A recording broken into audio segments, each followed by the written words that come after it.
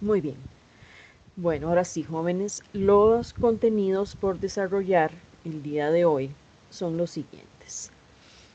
El apartado Repensar la inteligencia, dónde está la creatividad, las enseñanzas de la literatura, escuchar a la lengua fuera del poder y las nuevas narraciones para la vida, ¿verdad? Y un mundo donde quepan muchos mundos. Permítanme un momento porque me acabo de dar cuenta de algo importante. Ahora sí.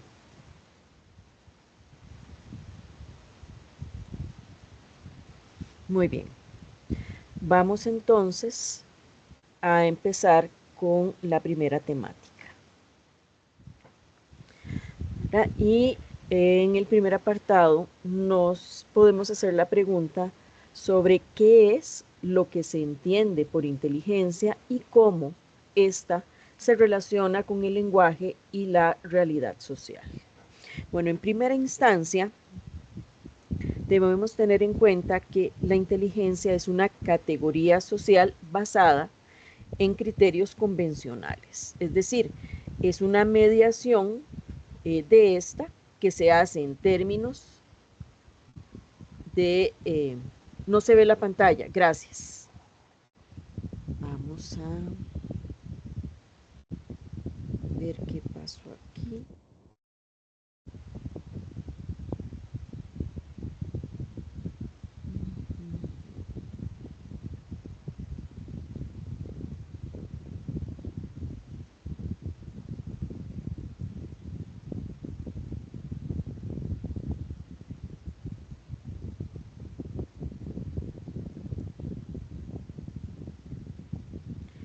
Ahora sí se ve la pantalla, muchachos.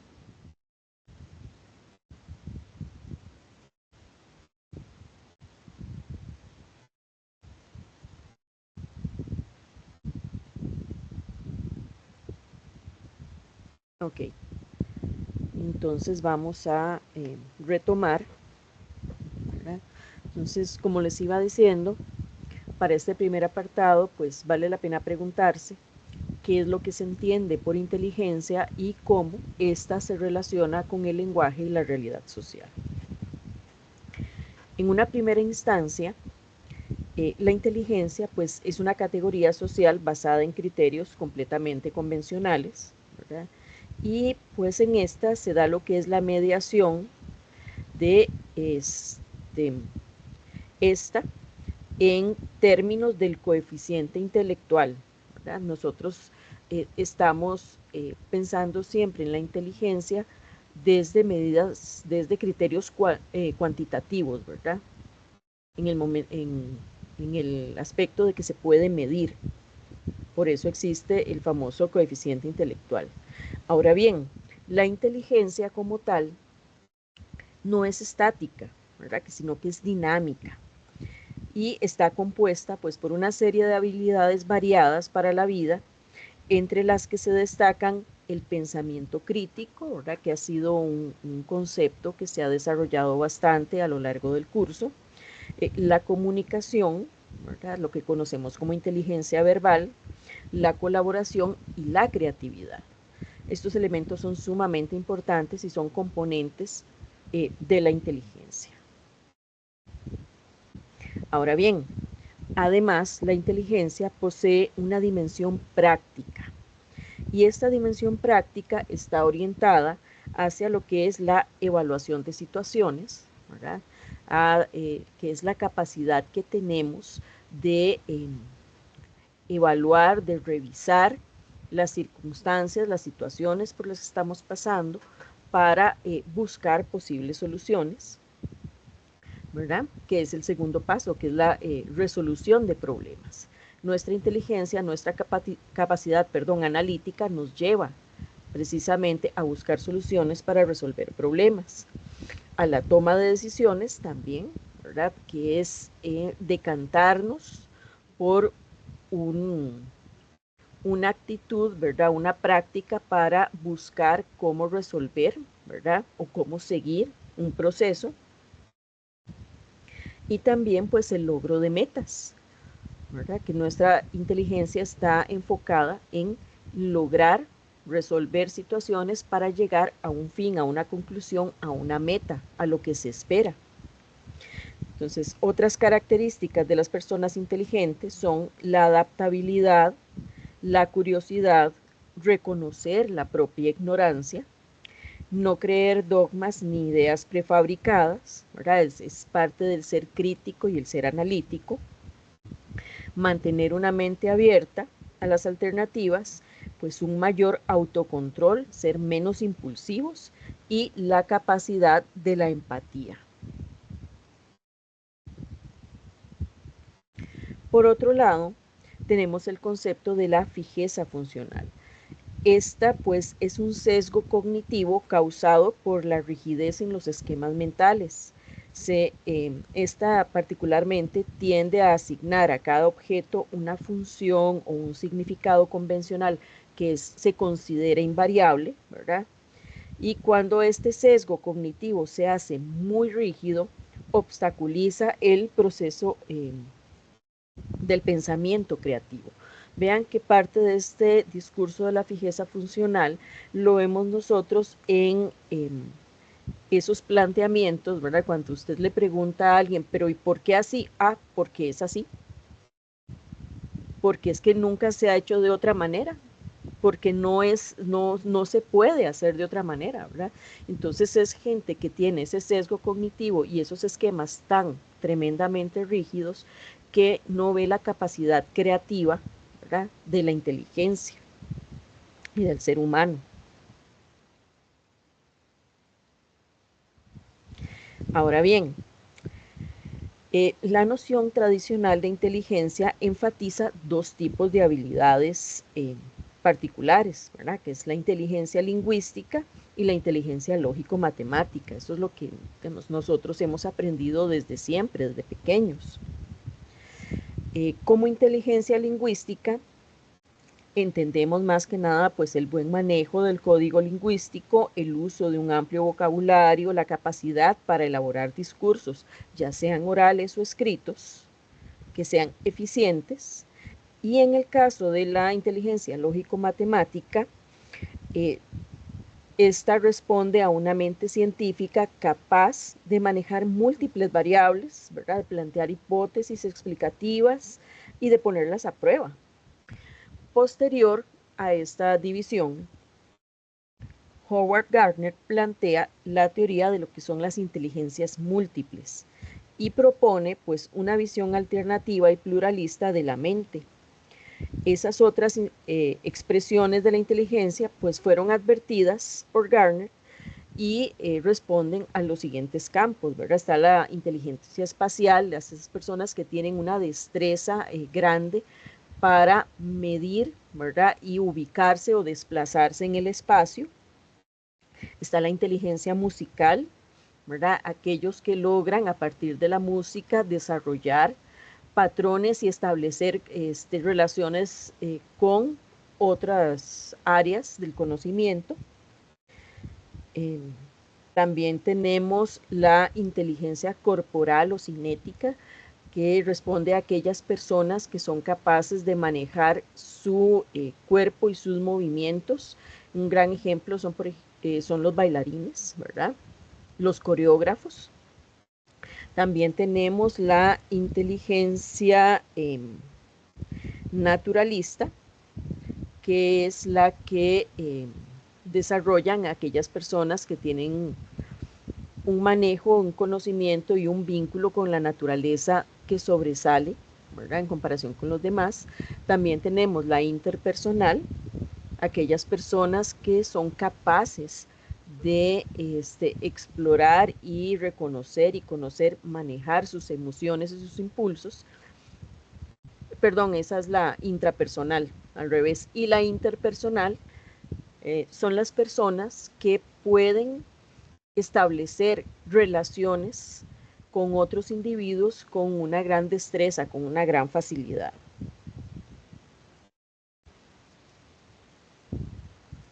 Ahora, también desde otro marco conceptual se habla además de lo que es la inteligencia emocional.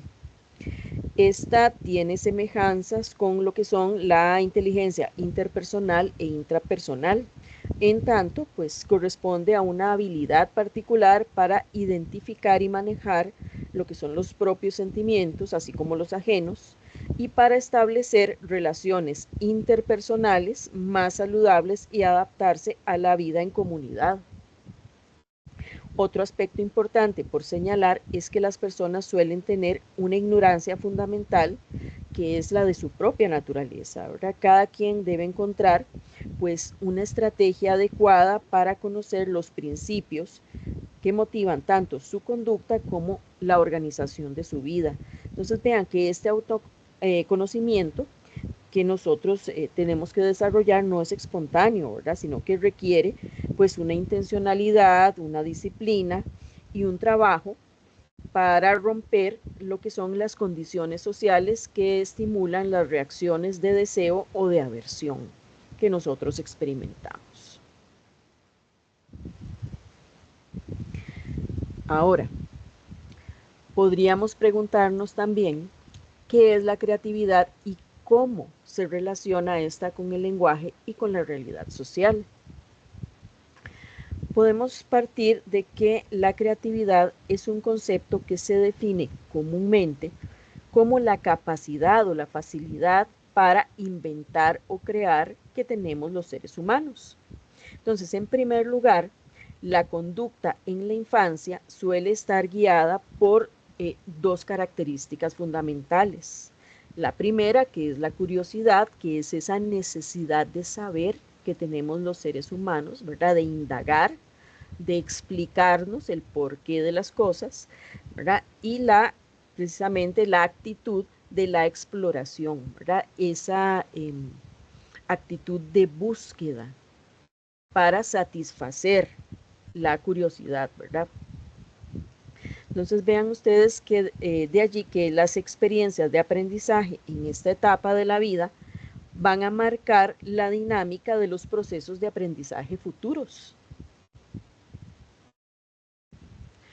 Por lo cual, las actividades lúdicas infantiles, es decir, el juego como tal, preparan el terreno para la manifestación de la creatividad en la vida adulta. Ahora bien, el juego es una de las primeras experiencias comunicativas humanas.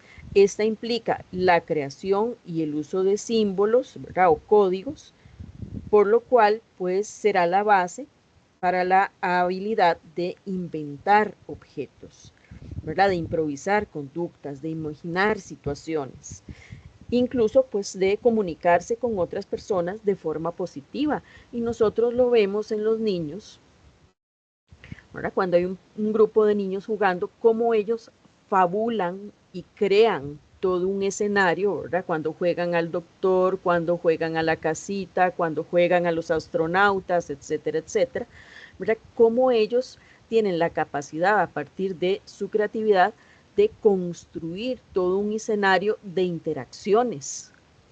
Y esto es precisamente la base para que las personas en la vida adulta sean capaces de desarrollar esos escenarios.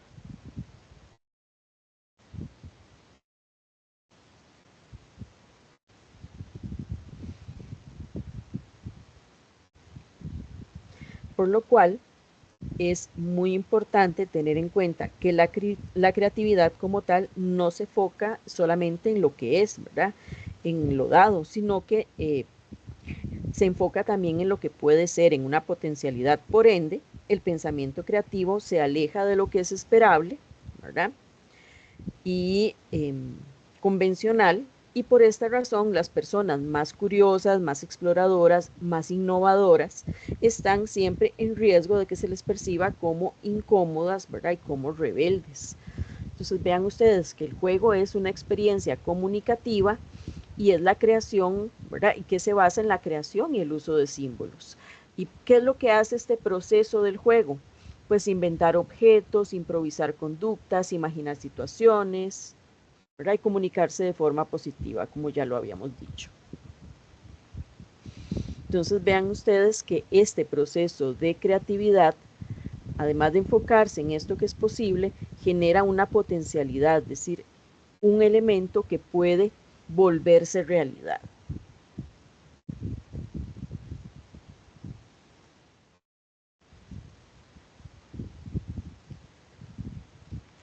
Ahora, en sí, la creatividad como tal, pues es rebelde porque estimula a pensar que las cosas podrían ser distintas, ¿verdad? Como están dadas ya por las estructuras sociales. Podrían funcionar o podrían estar organizadas de otra forma, podrían adquirir incluso otro significado, y esto lo que hace es estimular el pensamiento. Entonces vean que la conducta creativa también discrepa muchas veces de lo que son las normas, va a cuestionar los roles y las categorías sociales que se han establecido, precisamente por ese ejercicio de estimular a pensar a los individuos.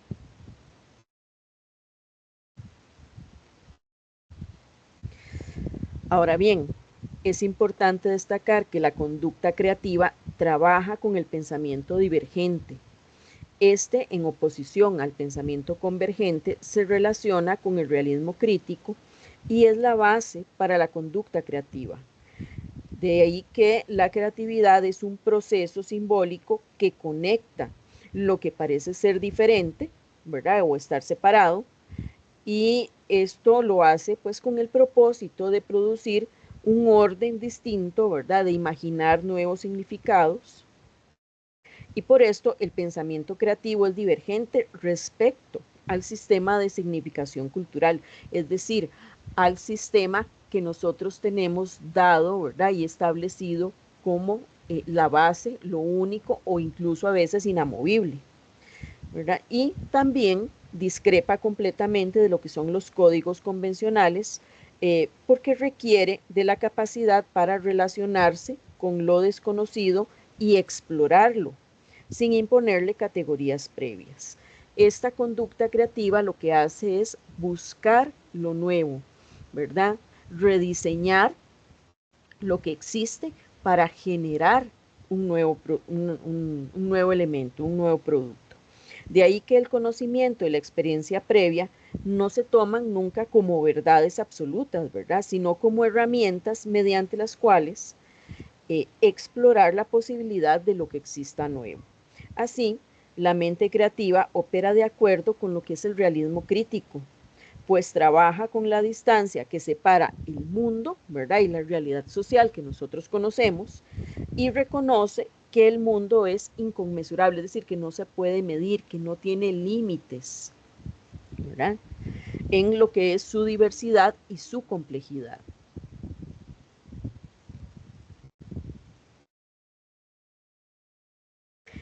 También, por un lado, la creatividad identifica la influencia de lo que son las mediaciones culturales en el orden establecido, y por otro, pues los indicios de algo nuevo, de algo posible de crear.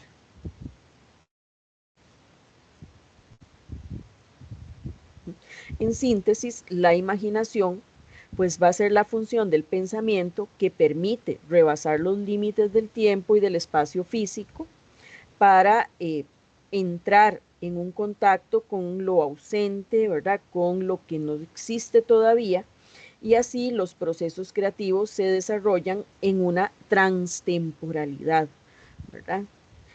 Es decir, en ellos se cruzan lo dado como base, que es el pasado, el futuro, que es lo posible como expectativa, ¿verdad? Que motiva a los individuos, y el presente, que es cuando se puede decidir y actuar. Entonces vean ustedes que el proceso creativo es transtemporal porque se inserta en estos tres ejes, ¿verdad? En pasado, en futuro y en presente.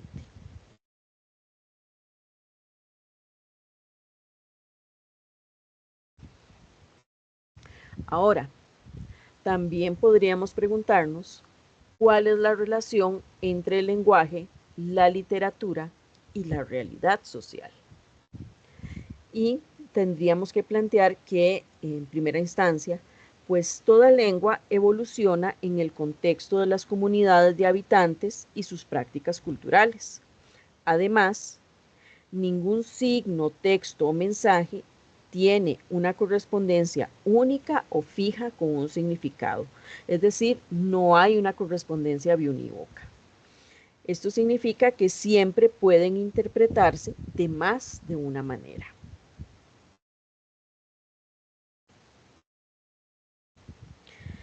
Por eso es importante tener en cuenta que en el lenguaje convencional están presentes las posibilidades para otro lenguaje divergente, ¿verdad? Para un lenguaje que se separe de la visión canónica, ¿verdad? Uno que diversifique la experiencia subjetiva e intersubjetiva del mundo.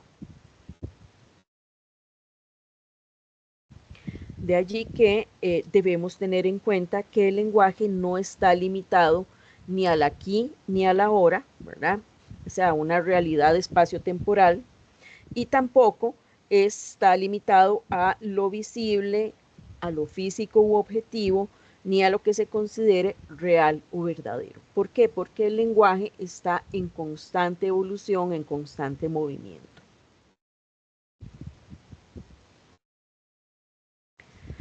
Y en realidad lo que llamamos literatura, pues corresponde a una práctica cultural, ¿verdad?, que está mediada por este lenguaje, y a el objeto real físico, ¿verdad?, que es el texto, algún tipo de texto, y ambos van a ser un producto entre la relación y el trabajo particular que nosotros, los seres humanos, hacemos con el lenguaje. Ahora, ¿qué es lo que sucede? Pues que esta relación procura dar atención a su materialidad, al objeto llamado texto o libro, ¿verdad?, es decir, a sus propiedades significantes particulares, ¿verdad? Porque vean ustedes que esta literatura, que es una práctica cultural, lo que hace es, de cierta manera, capturar elementos del entorno, ¿verdad?, y condensarlos en el texto. ¿Para qué? Para que nosotros los lectores los interpretemos a la luz de qué, de nuestro conocimiento global, ¿verdad?, y colectivo, como a partir de nuestra experiencia personal.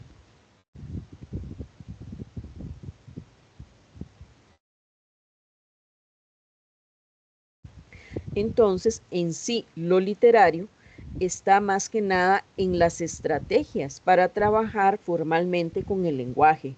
¿Con el fin de qué? Pues de producir efectos estéticos, es decir, efectos de estética, de belleza, de forma, de estructura, así como efectos significantes, es decir, efectos de análisis, ¿verdad?, para estimular la capacidad de análisis y de descifrar que tienen los seres humanos. Por esto, el trabajo sobre cómo se dice, es decir, sobre la forma, va a afectar lo que se dice, que sería en este caso el contenido del mensaje. Así, la literatura lo que hace es evidenciar ese poder creativo del lenguaje.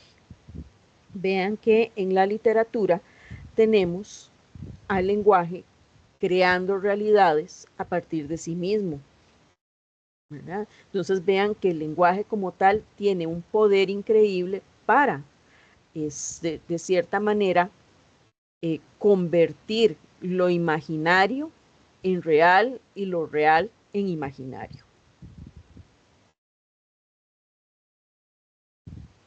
Es más, escribir literatura implica necesariamente pues una violencia controlada sobre la lengua, es decir, sobre el código. ¿Para qué? Pues para crear un efecto de extrañamiento y liberar el potencial creativo de este, ¿verdad?, me refiero al lenguaje, como facultad humana. Incluso la literatura busca de cierta manera pues poner en crisis nuestra relación con el lenguaje al hacer dudar al lector de lo que sabe. Entonces, las estrategias literarias y artísticas terminan pues ejemplificando lo que es el realismo crítico. ¿Y a qué me refiero con esto? Pues que al comunicar evidencias del alejamiento cultural mediante la estrategia del extrañamiento, nosotros vemos que el lenguaje lo que dice, ¿verdad? O lo que hace es manifestar que no hay una relación biunívoca entre el entorno, lo que nosotros llamamos realidad, y la forma de nombrarlo. De ahí que este recurso de la ficción literaria facilita pues reconocer esa arbitrariedad que caracteriza a la realidad social. Por ende, el texto creativo organiza materiales significantes, pues de forma que produzcan una experiencia de incertidumbre interpretativa y que posibiliten pues otro conocimiento cultural. O sea, que nos hagan a nosotros dudar de lo que creemos que es normal y natural para poder acercarnos a otro tipo de conocimiento por medio de la creatividad.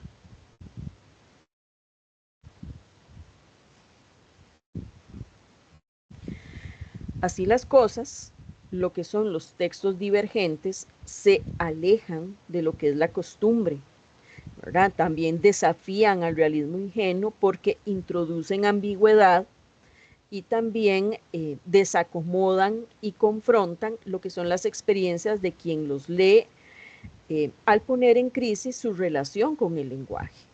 Esto se ve mucho, por ejemplo, en las vanguardias, en los textos de vanguardia, cuando se utiliza el lenguaje no de la forma común, ¿verdad? No de la forma establecida precisamente para generar esa crisis en el lector y obligarlo a ¿qué? A analizar, ¿verdad? Y a descifrar, ¿verdad? O a establecer relaciones entre ese lenguaje y la realidad.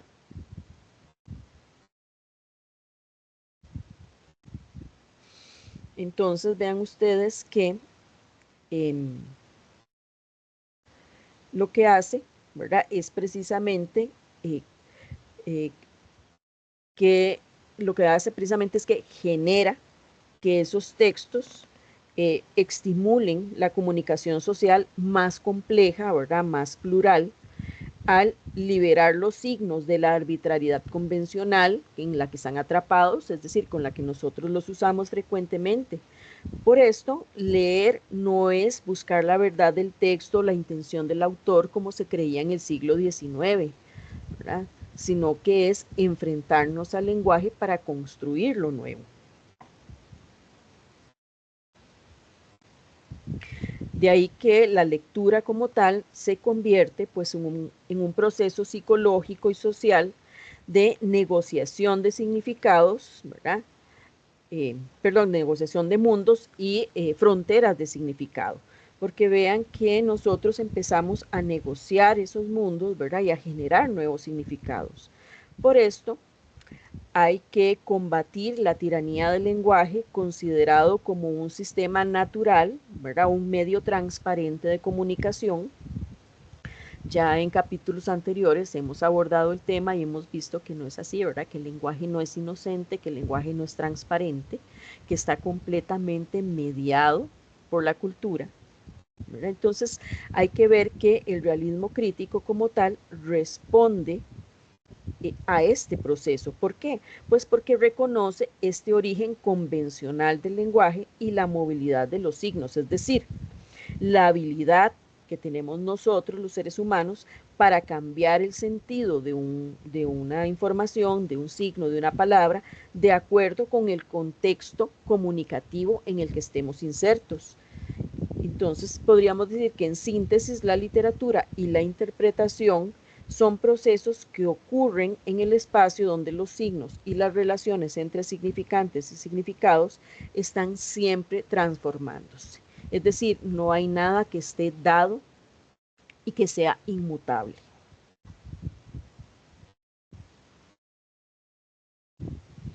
Así, pues en el encuentro entre el mundo y el lenguaje se va a originar lo que nosotros conocemos como realidad social, ¿verdad? Que es ese espacio cultural diseñado por el ser humano a través de su historia para desarrollarse.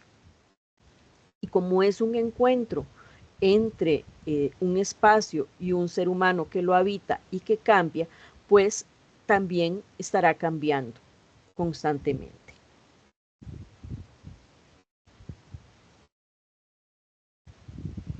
Ahora, también nos podríamos preguntar, ¿verdad?, si se puede escuchar la lengua fuera del poder. Y la respuesta es sí. Efectivamente, podríamos escuchar la lengua fuera del poder. ¿Por qué?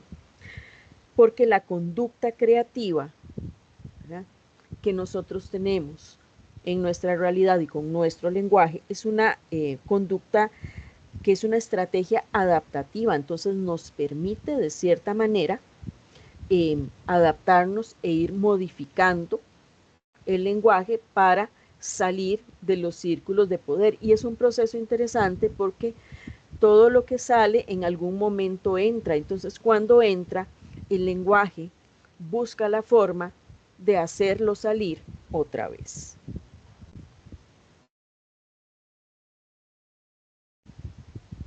De ahí que la capacidad para crear ficciones otorga el poder para influir y transformar la realidad social y también para transformarse uno mismo como sujeto, ¿verdad? Entonces, porque vean que la creación de ficciones siempre va a redundar en una transformación de esa realidad social.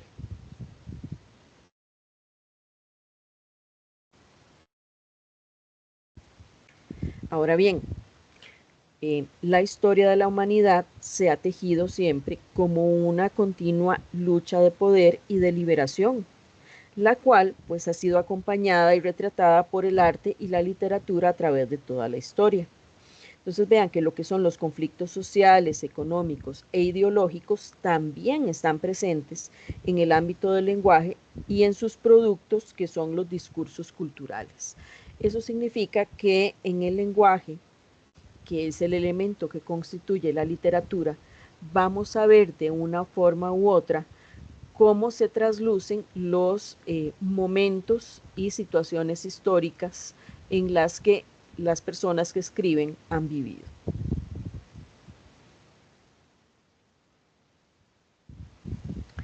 Por ello, la lucha por la liberación o la redistribución de ese poder también se pelea en lo que es simbólico, ¿verdad?, en el espacio simbólico, con las armas de la ficción y el pensamiento divergente. Así, frente a la cultura dominante se confrontan otros discursos alternativos y prácticas contraculturales o de resistencia, por lo cual la efectividad de lo que son los imaginarios sociales, las ideologías, las representaciones o incluso los estereotipos son siempre el resultado de la estrecha relación que vamos a tener entre el lenguaje y el pensamiento y también entre el lenguaje y la organización social.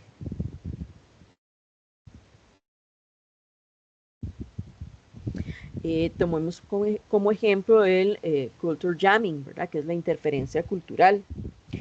Esta pues es una práctica creativa que lo que hace es protestar contra la mercantilización de la cultura y también pues reclamar el derecho al libre uso del espacio público. Entonces, ¿qué es lo que hace? Pues busca interferir en la comunicación publicitaria, ¿verdad?, y subvertir de alguna manera los mensajes de la industria cultural. Vean que con ello pues se hace más que nada un llamado a tomar conciencia y a reflexionar sobre lo que se consume, sobre lo que nosotros como individuos estamos consumiendo, también sobre los costos sociales, ¿verdad?, y ambientales de esto que nosotros consumimos. Recordemos que el pensamiento divergente, que es propio de la mente creativa, como ya habíamos dicho, permite ganar autonomía respecto a la cultura dominante y a sus discursos. Es decir, una vez que la persona de mente creativa con pensamiento divergente logra detectar esos discursos, puede alejarse de ellos, ¿verdad?, analizarlos y criticarlos. De ahí que la literatura y el arte como tal pues pueden comunicar una comprensión más compleja de la realidad social. ¿Cómo? Pues al evidenciar las contradicciones y los conflictos que atraviesan esa realidad. Y así, crear y poner en circulación discursos en los que sean audibles otras voces, ¿verdad?, y que sean visibles también pues otras perspectivas, que esto lo que hace es enriquecer los imaginarios sociales y romper de cierta manera con el encierro de la cultura hegemónica.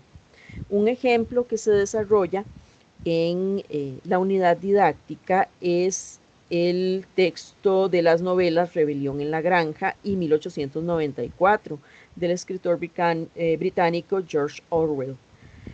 En estos textos se observa que tanto la historia como la realidad social se hacen presentes en la mente humana mediante narraciones, ¿verdad? Porque vean que él lo que hace es que a partir de la creatividad del lenguaje genera metáforas para evidenciar situaciones reales que se daban en su sociedad, ¿verdad? Y para establecer una crítica, es decir, una línea de pensamiento divergente que plantea que esto puede cambiarse, ¿verdad?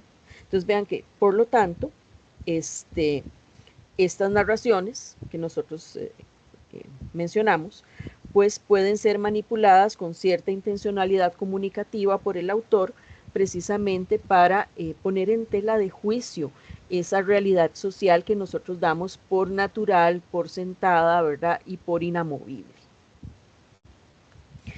Así, pues en esta situación, lo que son las competencias lingüística y comunicativa, junto con la memoria, son un recurso indispensable para la libertad de pensamiento y para combatir el autoritarismo, ¿verdad? Que es el ejemplo que da el autor con sus obras.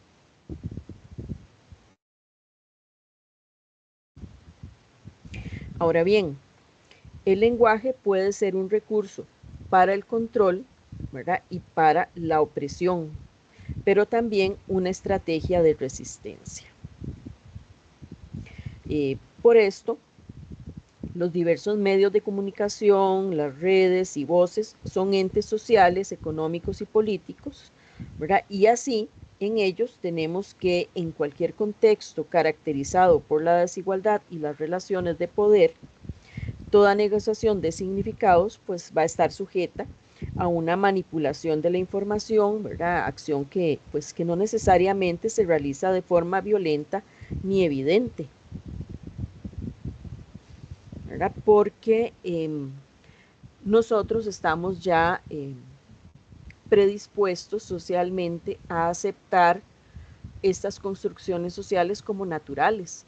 Entonces, muchas veces estos mecanismos de control no son evidentes, ¿verdad? Y estos sistemas de opresión, porque los damos por sentado, ¿verdad? Y pensamos que son naturales.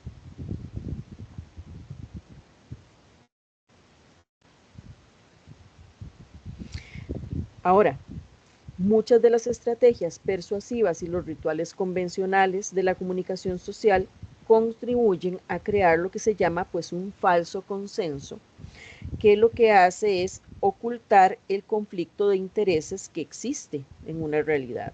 Incluso, pues, elementos de la organización social y de las expresiones de pensamiento colectivo estarán caracterizados por la omisión, ¿verdad? La inconsistencia, la contradicción y la ambigüedad, ¿verdad? Que se presenta en esos momentos y en esas estrategias.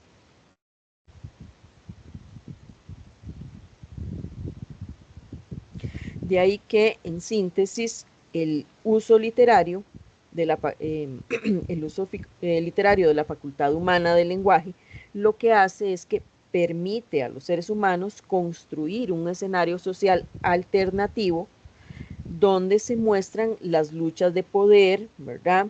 Y donde se puede también incluir lo que es diverso y lo que es contradictorio. Vean que esos espacios nos permiten, de cierta manera, proyectar nuestra visión crítica del mundo, ya sea para la persona que escribe, así como para la persona que lee, analiza y decodifica un texto.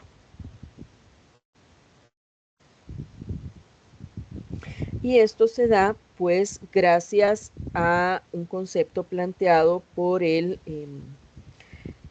teórico ruso llamado Mikhail Bakhtin. Él plantea el concepto del dialogismo, y en este él lo que indica es que todo acto de habla, todo discurso o mensaje participa de un diálogo social más amplio y más continuo. ¿Qué significa esto? Que el texto no es monológico, es decir, el texto no es la verdad que está diciendo el autor. El texto es un diálogo entre el autor, ¿verdad? O entre el escritor, en realidad, no tanto el autor, entre el escritor y el lector. ¿Por qué? Porque él nos plantea su realidad social, su visión de mundo, y nosotros la analizamos y emitimos juicios sobre esta, ¿verdad? Es un diálogo. Incluso en este diálogo, en este texto, el autor, ¿verdad? O el escritor, perdón, inserta las diferentes voces de su realidad social para que dialoguen con el lector. Por eso es un diálogo continuo. También Bakhtin denomina textos polifónicos a aquellos que comunican lo que es heterogéneo mediante voces que se yuxtaponen, ¿verdad? O se contraponen. Por el contrario, ¿verdad? O en oposición a lo que son los textos monológicos, que presentan una única voz, cuya autoridad pues intenta programar la comunicación y la interpretación del mensaje. ¿Verdad? Cuando hablamos de este texto polifónico, es ese texto donde escuchamos las diferentes voces de los diferentes actores sociales, ¿verdad? De los diferentes puntos de vista, de las diferentes miradas de realidad, precisamente para establecer un diálogo con ellos.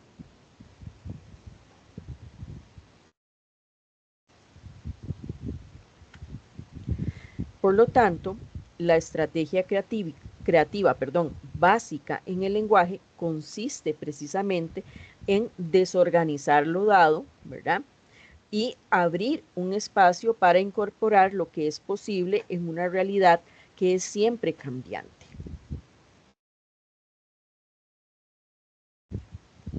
De ahí que podríamos preguntarnos también qué se entiende por nuevas narraciones para la vida.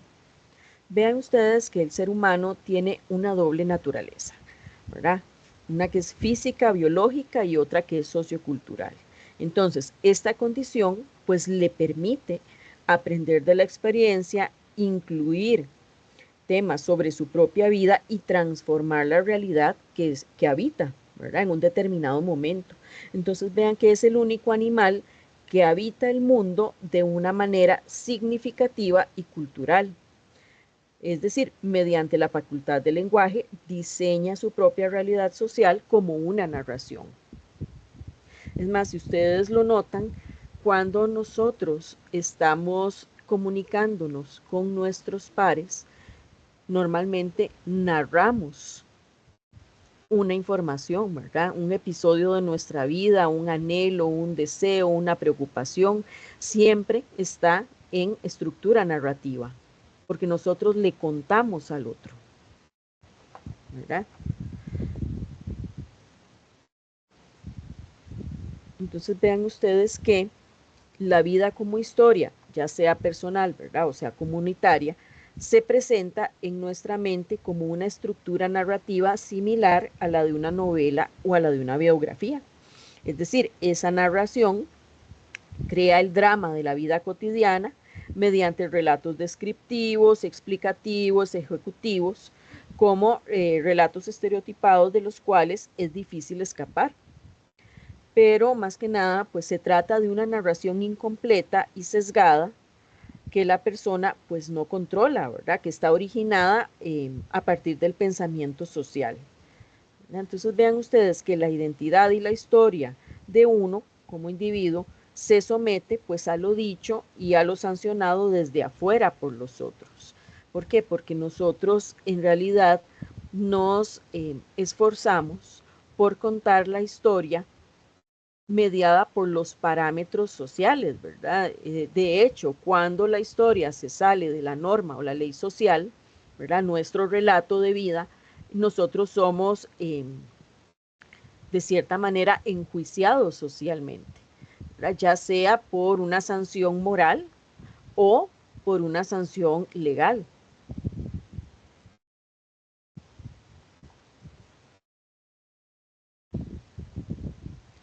Ahora bien, el conocimiento como tal se logra en parte pues al reconocer las historias y las narraciones a través de las cuales se experimenta esa realidad.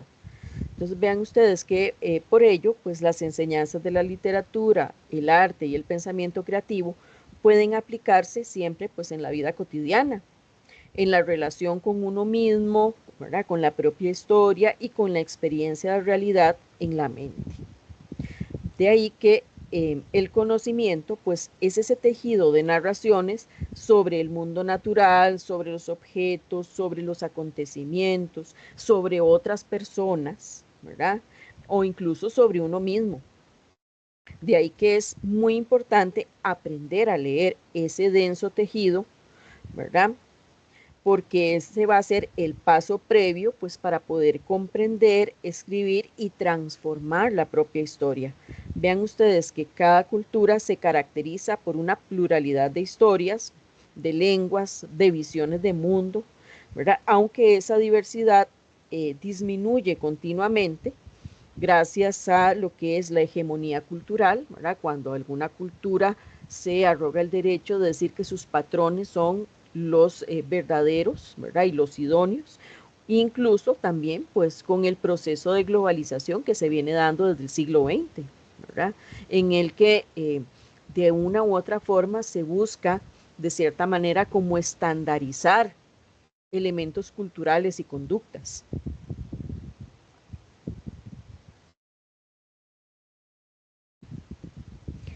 También debemos tener en cuenta el concepto del heterogéneo, ¿verdad? Que es aquello que es lo que es diferente. Entonces vean ustedes que lo heterogéneo también va a caracterizar la mente de cada persona. ¿Por qué?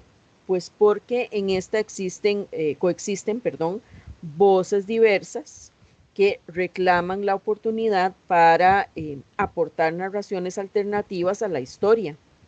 Esto genera pues más que nada una tensión o conflicto entre lo que son las fuerzas sociales y las fuerzas culturales, entre sus voces y sus múltiples narraciones.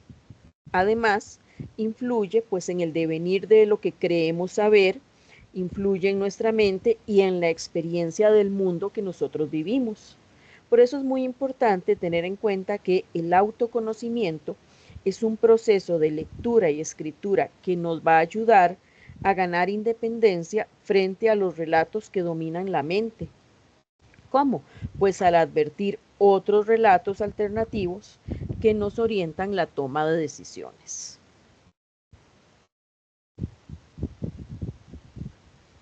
Entonces, por eso es muy importante tener en cuenta que desde la acción en el presente se puede construir un espacio para actuar y transformar la vida, el pasado y el futuro.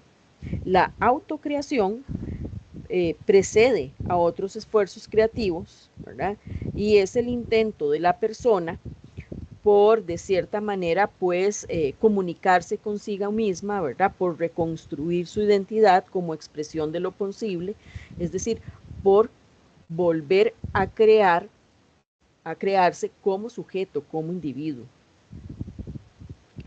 Y para el ser humano, pues la realidad se presenta pues siempre en la forma de esa narración.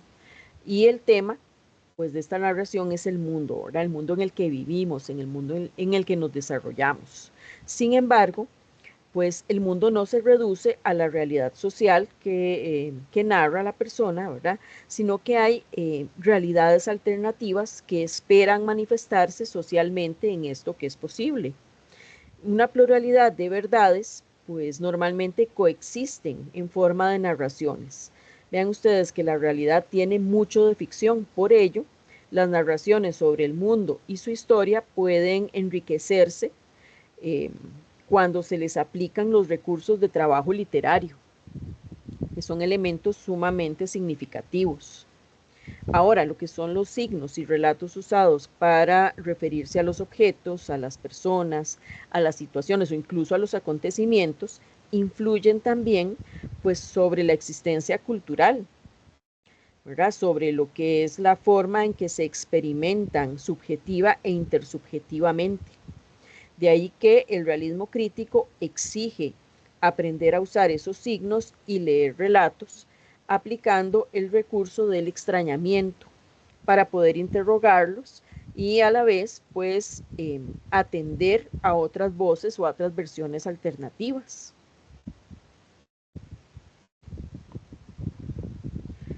Por lo cual es importante plantear que la historia como tal pues es una especie de intrahistoria.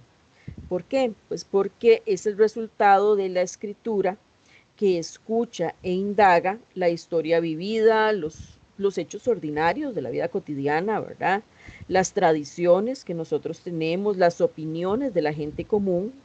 Entonces, todo esto parece marginal, ¿verdad? E insignificante, eh, pero es un elemento que se puede tomar como central para pluralizar el conocimiento sobre el mundo. ¿Por qué? Pues porque la literatura lo que hace es que se cuestiona así todo discurso autoritario, ¿verdad? Y con la evidencia de la pluralidad y la complejidad de una historia común que se ha vivido desde experiencias desiguales, podemos ver, ¿verdad? Y alejarnos de ese realismo ingenuo, de esa realidad dada e inamovible.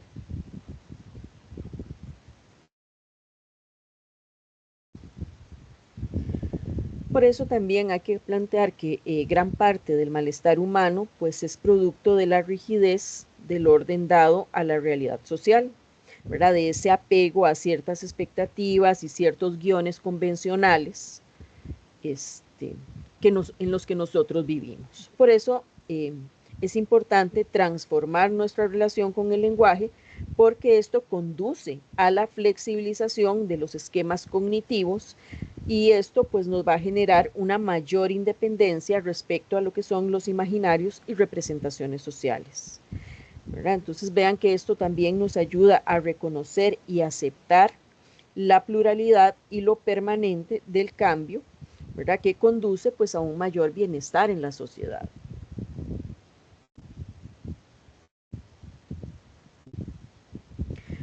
¿Verdad? Por ende, lo que es la imaginación, el proceso de la imaginación, ¿verdad? Es una facultad más de la mente humana. ¿Por qué? Pues porque actúa en el proceso continuo de lectura, de interpretación e incluso de apropiación creativa de los textos culturales.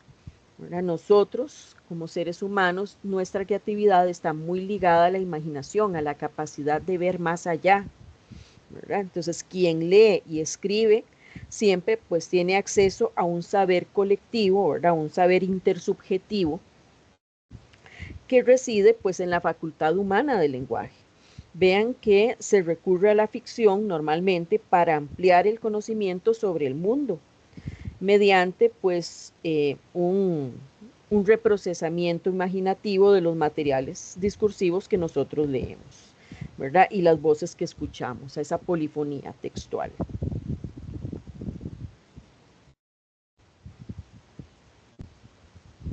Por ende, pues la identidad personal que se reconoce como un yo es también una ficción, ¿verdad? ¿Por qué? Pues porque es la construcción que nosotros hacemos socialmente, ¿verdad?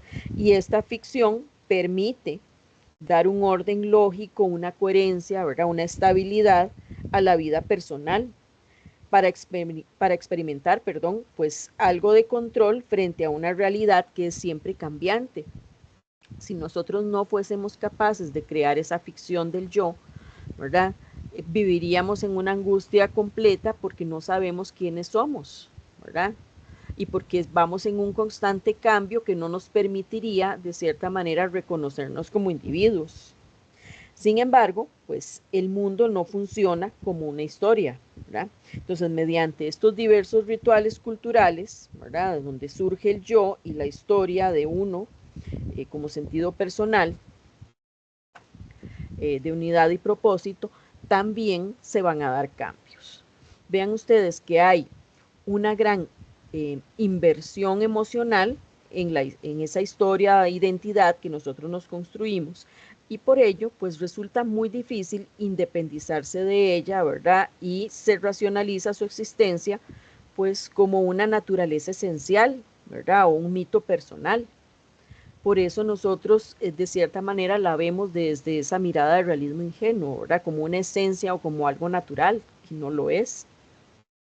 Entonces vean que esta historia de uno y la identidad que produce, más que nada, pues son un espejismo que puede obstaculizar, de cierta manera, pues la tarea de conocerse a sí mismo, ¿verdad? Y conocer la realidad más objetivamente. Pero sobre todo, pues va a obstaculizar la tarea de transformarlas. Entonces, nosotros debemos, de cierta manera, aprender a distanciarnos de ese yo, ¿verdad? A ser un poco más objetivos y no asumirlo como un elemento inamovible o esencial, porque no es así.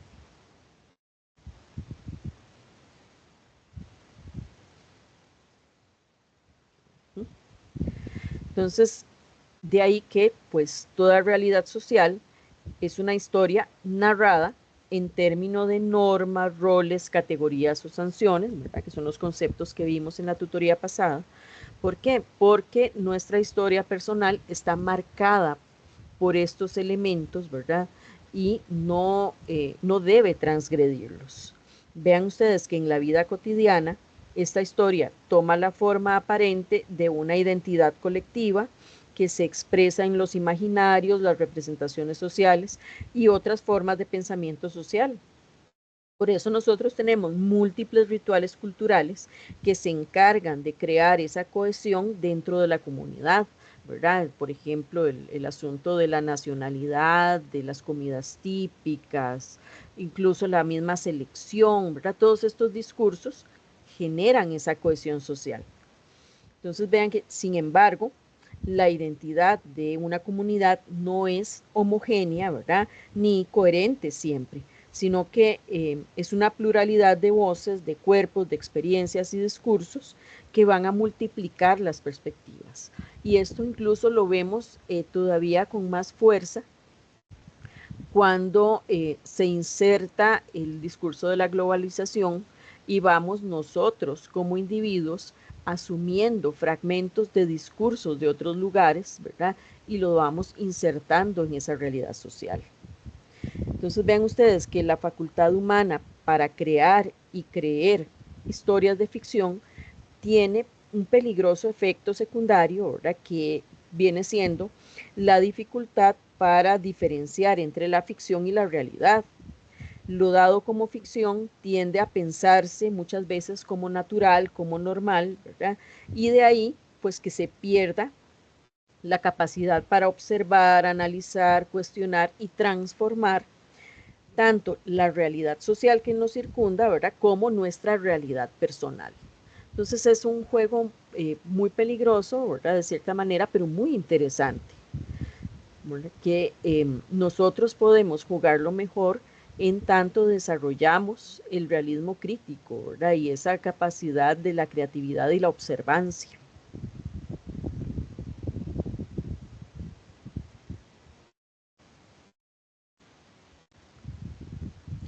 Ahora también la psicología humanista señala que la autorrealización es la meta superior del desarrollo humano en términos de flexibilidad, ¿verdad? De independencia y de desarrollo del potencial personal. Entonces vean ustedes que la autorrealización se nutre de lo que es el pensamiento creativo, porque este te permite, pues de cierta manera, saber que los límites dados son móviles, ¿verdad? Y el cambio es posible. También se relaciona con el deseo de crear lazos simbólicos, ¿verdad? Y de cooperación con la comunidad.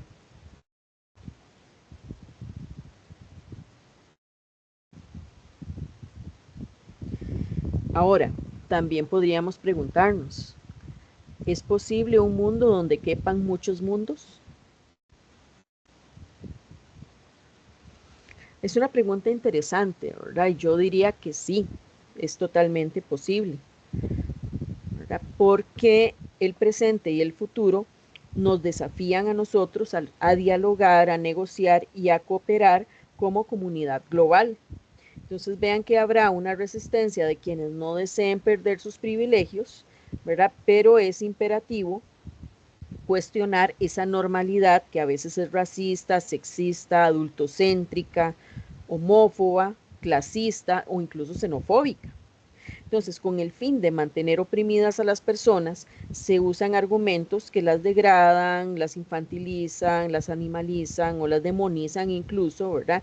Y las califican de emocionales, de irracionales, de salvajes, de peligrosas, ¿verdad? O de perversas.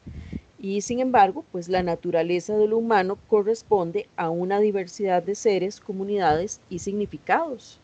Entonces vean ustedes que el mundo es un espacio donde caben muchos mundos, porque cada individuo es un mundo particular. Cada individuo tiene una visión del mundo. Entonces responde a un mundo particular. Entonces, y en toda época, pues habrá grupos sociales que cuestionen el orden establecido, ¿verdad? Y que busquen cambiarlo para aumentar el bienestar de su comunidad, de los seres humanos más desfavorecidos o del entorno natural, perdón. Y pues hacia finales del siglo XX, mientras la globalización como modelo económico y cultural avanzaba, se articularon movimientos de resistencia que eran antiglobalizadoras, ¿verdad? Este, y, y altermundistas.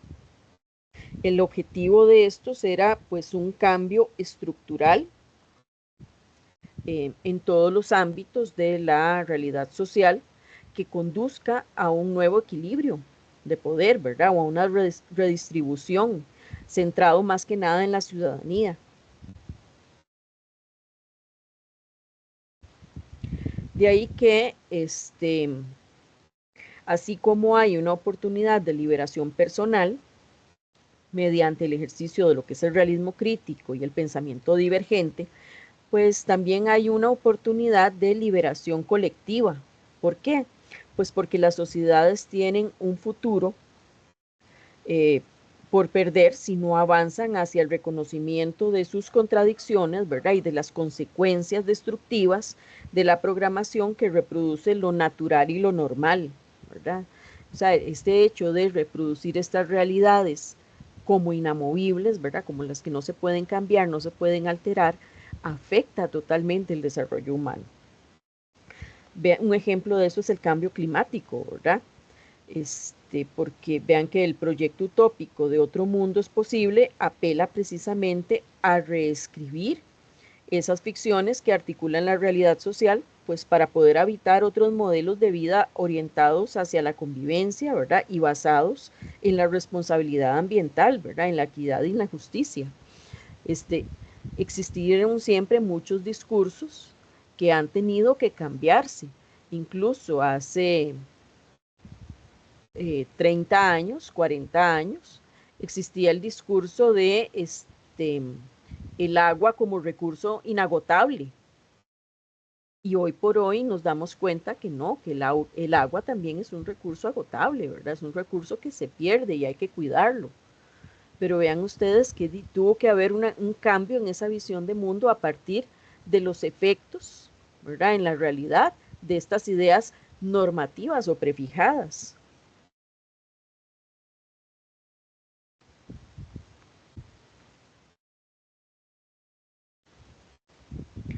Por eso, pues cada persona de cierta manera debe desaprender, ¿verdad? Debe desprogramarse y cuestionar los propios privilegios en los que vive.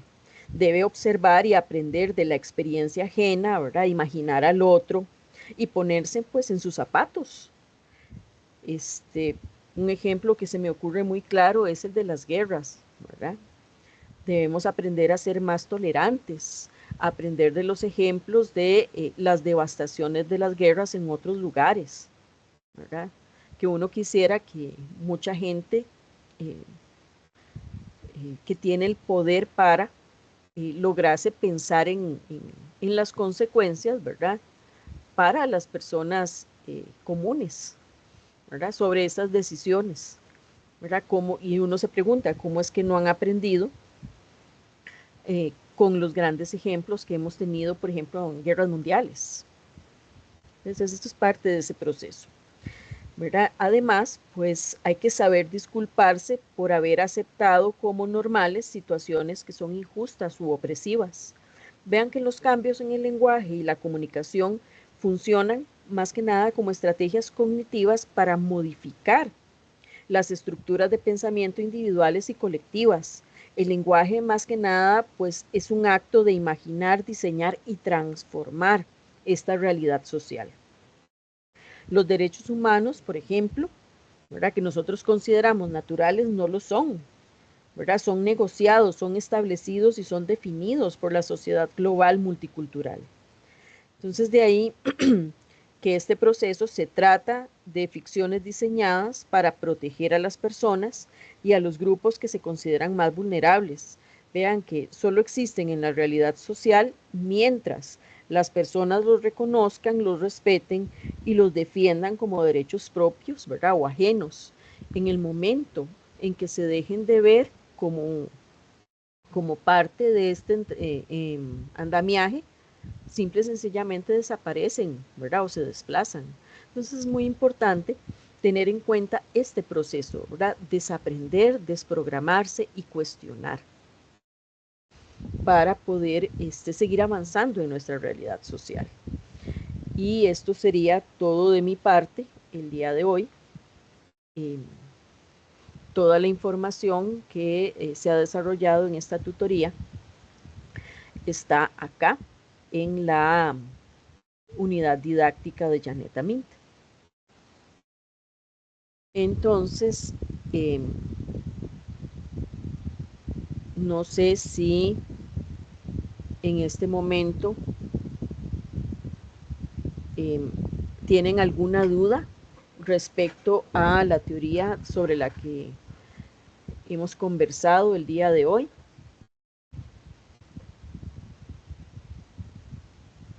No sé si hay alguna duda sobre alguno de los temas. Ok, todo claro para Giancarlo. Perfecto. ¿Alguien más? ¿Alguna persona que tenga alguna duda?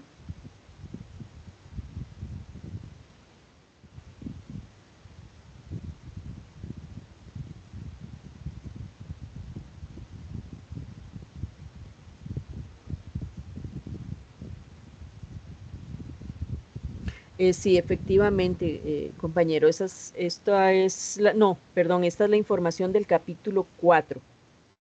El día de hoy se publicaron los enlaces a las grabaciones de la tutoría del capítulo 3.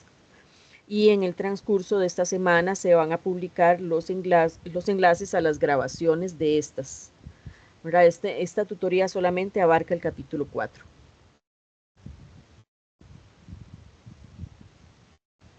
No sé si alguien más tiene una duda, algún comentario sobre la materia, algo que le haya parecido interesante,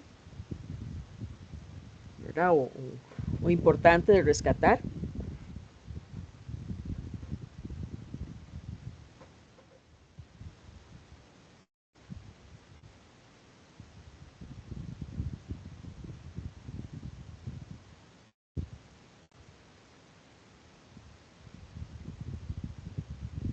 No, jóvenes.